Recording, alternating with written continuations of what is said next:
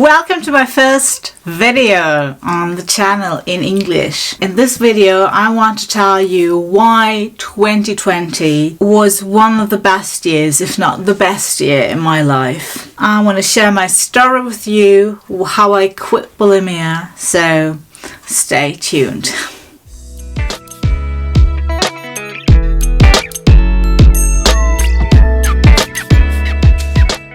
Hi, my name is Ali, and why 2020 was one of the best years I ever had. As I already told you, if you watched the intro, you might know that I suffered from bulimia for 28 years, which is really a long time. I was 14 when I started with this terrible addiction. I grew up in a family without a father, and I grew up in Germany, although I wasn't born here.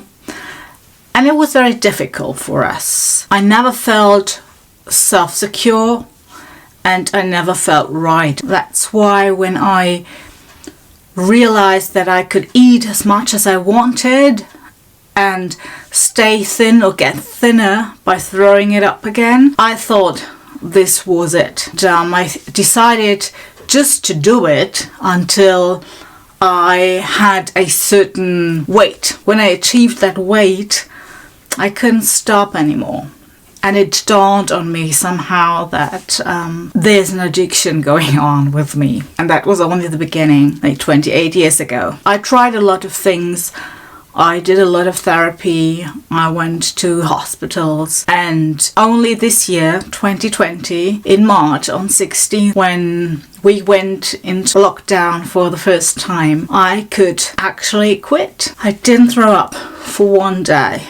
And I said, okay, if I can do it for 24 hours, I will try the next 24 hours. And I will eat just as much as I can. And I will eat just what I like and not throw it up. And I did so. It's already, but it's 9 months. And I'm very grateful, although it is not easy. Of course, because you're not getting used to something you did for such a long time. If you compare 9 months to 28 years of active addiction, then you know that it's really one day at a time. For one day at a time, I can handle it. I cannot handle it if I have to think about, I have to stay abstinent for the rest of my life. But I can do it for one day. And that's mainly how I've overcome many other addictions, which I will talk about later in this channel. I think that everything, because I said that's why 2020 was one of the best years I had. It was that finally my belief got real, that I managed to overcome this terrible illness, which is so depressing and so frustrating and so isolating, self-destructive and isolating. One of